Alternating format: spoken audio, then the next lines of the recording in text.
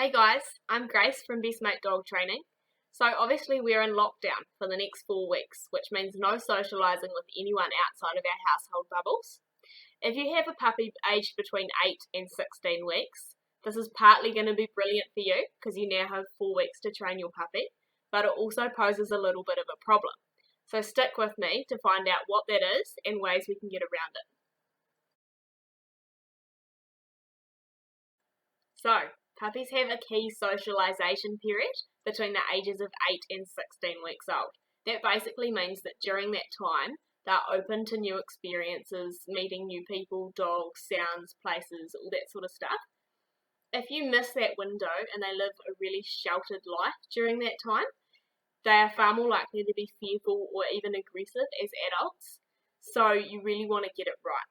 So basically, the more positive, keyword positive, not negative, experiences they can have with new people, places, dogs, sounds, textures, and things during that time, the more happy, well balanced, and friendly they will be as adults.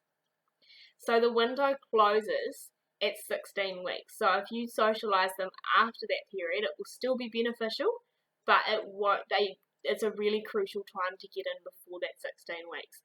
So that's why this 4-week lockdown can pose a few issues if your puppy will be 16 weeks old before it finishes, or even if part of the socialisation period falls in that lockdown.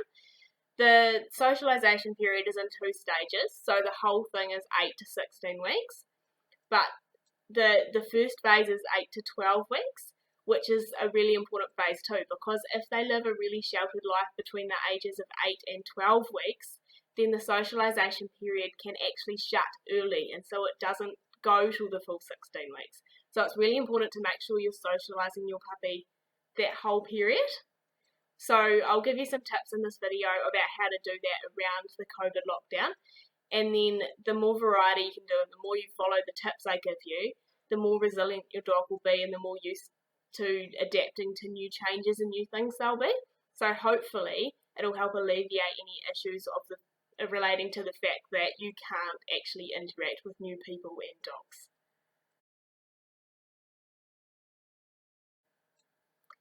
So there are still things you can do at home to socialise your puppy to various things they might encounter in the outside world and increase the chances that they'll be okay with them when they do encounter them. So I've popped a couple of links of resources to how to read dog body language, so make sure you check those out so you have a really good understanding of what your puppy looks like when they're a little bit nervous or scared. So if you see any of those signs, you can stop and reduce the intensity of what you're doing. So one of the things you can introduce your puppy to inside is you can introduce them to noises. So there are a lot of noises that dogs often can be scared of as adults, things like thunderstorms, fireworks, kids screaming, babies crying, crowds of people, vacuum cleaners, lawnmowers, all that sort of stuff. So I'll also pop a link to a Spotify app which plays all these sounds that you can play through your speakers so your puppy gets used to them. You can also find videos on YouTube if you don't have Spotify, things like fireworks and thunderstorms, and play those. The key thing to do is to do it when your puppy's doing something that they love doing. So do it while they're eating food or playing a game with you, or they're otherwise occupied in something that makes them happy. And then start playing those noises at a really low volume. And then if your puppy shows no sign of being at all worried, gradually increase the volume until it's quite loud. If at any stage they show any signs of being nervous, turn the volume back down. The key thing to teach them is that those noises don't mean anything, and the ideal is to teach them that those noises are associated with happy things, so that they're not scary noises, they're even positive in some way, because they only happen when they're getting fed or when they're playing a really fun game or something like that. Another thing you can introduce your puppy to in the house is things that move. So often dogs have issues with bikes, scooters, roller skates, skateboards. If you have any of these things in your garage, especially if you have kids that are happy to jump on and be your guinea pigs, you can go out in the backyard with your puppy and get them used to those things moving around them. So again, start off gently, so start off at a greater distance away from the puppy, even on the other side of the backyard with you on one side and the kids on the other. And make sure that, again, that your puppy isn't showing any signs of being nervous. Do a few fun things with them. If your puppy's fine, get closer and closer. Make really sure that they don't have any negative experiences, and also make sure that they're not too intense on the moving thing. So the ideal is that they just get used to them being there without interacting with them too much. If you have kids, make sure they're really careful not to accidentally hit the puppy, would be the worst thing you could do. So again, make sure it's a positive experience. Another thing you can do that's really important is handling them. So when your dog goes to the vet or the groomer, they tend to get handled in ways that they don't usually get handled. The vet will open their mouth, play with their teeth, look in their ears, pick up their paws, play with their claws, feel in their armpits, lift their tail, all that sort of stuff. So if you can get your puppy used to that handling now, you'll make the vet and the groomer's job infinitely easier.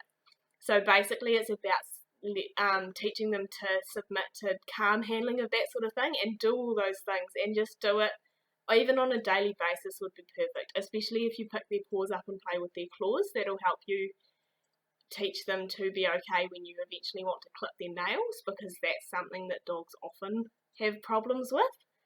Another thing is that you have access to in your house is different surfaces. So some dogs have issues with slippery tiles, for example. Some dogs refuse to toilet when it's raining because they don't like the feel of the wet grass under their feet.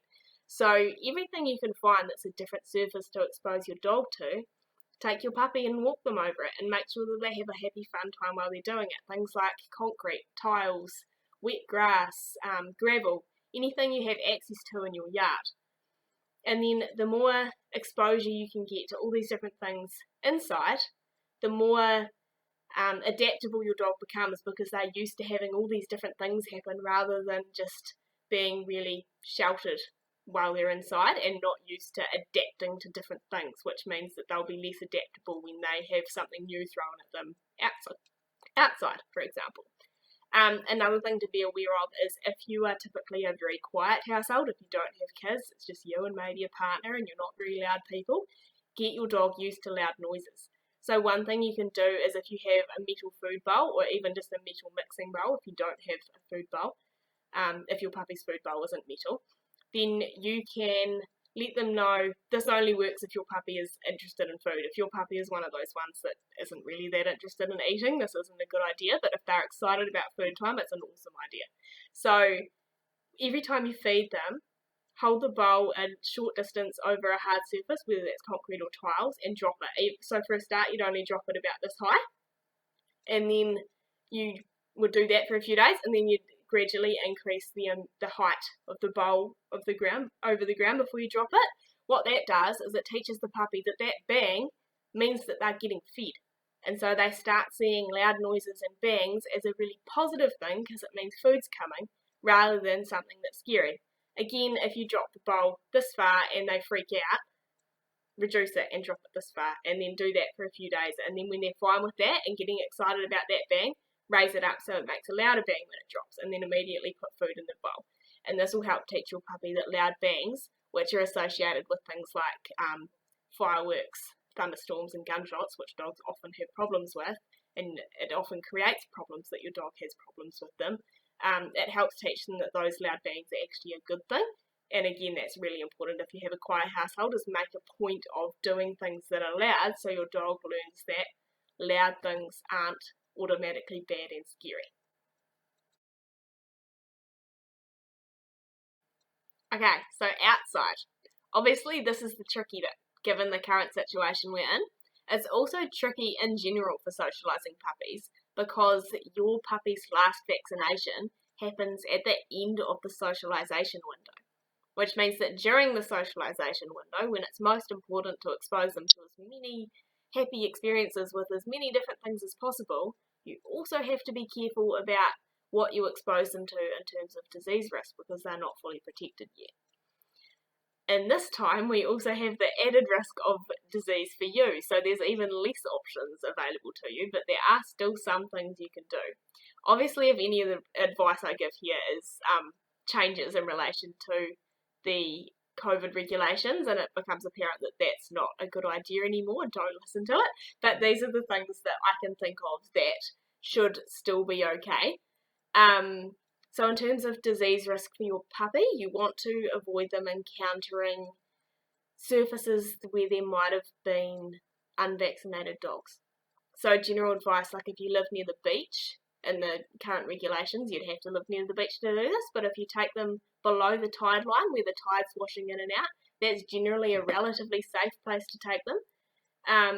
Basically, you don't want to take them just for a walk down the footpath or down the grassy verge in your township, because you don't know the history of dogs that have been down there, and they might have been unvaccinated and there might be a disease risk there. But you can take them for a walk and take them places as long as they don't come in contact with the ground. So if you can carry them, then that's awesome. You could take them for a walk and carry your puppy the whole way. You might even want to put them in a pram or in a wheelbarrow, or just anything that means that they're not in contact with the ground but are seeing the outside world. Even seeing other people, new people and new dogs, which is really important for them to do. Like socialising with people and dogs that they know is not the same for socialising as socialising with lots of new people and dogs, because what tends to happen with dogs that only socialise with dogs and people that they know is that when they grow up, they're only okay with dogs and people that they know, and they're usually quite wary of strange people and dogs. So by socialising them with as many new people and dogs as possible and making sure those experiences are happy, so you don't socialise them with dogs that might scare them, the more adaptable they are to meeting new people and dogs later on. So in these circumstances, even seeing new people and dogs from 2 metres away or more is better for them than just staying inside the whole time and not seeing the outside world at all. It at least means that they're used to seeing new people and dogs from a distance and realising that they're not a big deal. You don't have to do what some dogs do, which is lunge and bark and go crazy when they see dogs and people across the street, because they think that that's an acceptable response and what they should do. So you could also take your dog in the car if you don't have a pram or a wheelbarrow, or you don't want to do that. You could take them in the car and just drive a short distance around the block, provided that's okay inside the COVID regulations. You could take them in the car to the supermarket and have someone sit in the car with them so that they can see people out the window while you get your groceries, if that's something that's okay. Just as many different things as you can within both the regulations of not exposing them to parvo and not exposing them yourself to COVID, obviously. The vet is the best person to talk to if you're at all concerned about where you can and can't take your puppy in relation to the parvo. I'm a dog trainer, not a vet, so I don't give super detailed advice on that, but basically if you can avoid them coming in contact with unvaccinated dogs or where unvaccinated dogs might have walked, that hasn't been sanitised, then you should be pretty safe. There's a risk with anything, but the risk of under-socialising your dog is usually greater if you just keep them at home. So yeah, any questions, let me know. I'll try and help you out. I'll also pop a link below the video to a training article on socialisation that was written for socialisation in general, not in relation to our current times, but you may also find that useful if there's anything in there that I haven't covered. And yeah, good luck with your puppy. Just do the best job you can. Like anything's better than nothing. As long as just make sure it's a happy, positive experience and not a scary one, and expose your puppy to as much variety as you can, and that's really all you can do. And there are also things you can do to keep socialising them later. Like this window is really important, but it's also important to keep socialising them later on. Training is also a massive tool for just creating a dog that looks to you for guidance and trusts your judgment. So if your dog trusts your judgment, they're far less likely to react badly to something if you're not reacting badly. So they're more likely to actually look to you, see what you're doing. If you're fine with it, then they're fine with it. Whereas if they don't trust your judgment and they tend to do whatever they feel like doing, then they're far more likely to have negative reactions to things because they feel like they're the only one that's got their back. So training is also a really good tool. So yeah, good luck.